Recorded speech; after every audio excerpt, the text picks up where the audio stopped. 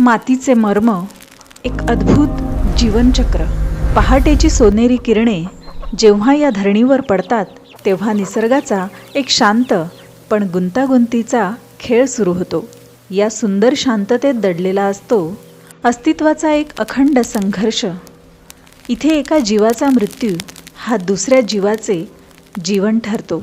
कोंबडीच्या चोचीत अडकलेला तो कीटक त्याचा प्रवास तिथेच संपतो, पण त्याच क्षणी तो कोंबडीच्या शरीरात एक नवी ऊर्जा, प्रथिनांचा एक नवा प्रवाह बनून वाहू लागतो. पण निसर्गाची कथा इथेच थांबत नाही. चला मातीच्या त्या अंधाऱ्या आणि गूढ जगात डोकावून पाहूया. वरवर मृत आणि शांत वाटणाऱ्या या मातीत एक जिवंत शहर वसतं. इथे मृत्यू म्हणजे शेवट नसून ती एका नव्या जन्माची सुरुवात आहे. कुजलेली पाने आणि मृत कीटक हेच उद्याच्या समृद्धीचे खरे बीज आहेत. याच काळोखात मृत्यूचे रूपांतर खतात होते आणि प्रकाशाच्या दिशेने एक नवा हिरवागार अंकुर माती फोडून वर येतो. मुळांद्वारे शोषले जाणारे तेच चमकणारे सत्व पानांच्या नसांमधून धावू लागते.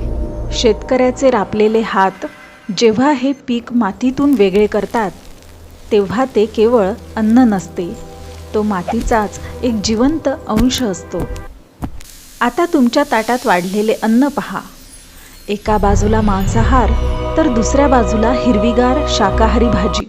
प्रकाश झोतात दोन्ही अगदी वेगळे आणि पवित्र दिसतात ना? पण जरा शांतपणे विचार करा, या दोघांचा उगम कुठे झाला? कोंबडीने कीटक खाल्ले, कीटकांनी कुजलेला पालापाचोळा खाल्ला आणि त्याच मातीच्या कुशीतून ती हिरवीगार भाजी उगवली. मातीतून आलेले मातीतच मिसळणारे आणि पुन्हा एका नव्या रूपात जन्म घेणारे, हे एक असे चक्र आहे ज्याला आदी आहे ना अंत. सर्व काही एकच आहे. मग सांगा, आज तुम्ही जे काही ग्रहण करत आहात ते नक्की काय आहे? तुम्ही निसर्ग खात आहात की हा निसर्गच तुमच्या माध्यमातून स्वतःला पुन्हा एकदा जगतोय? विचार करा.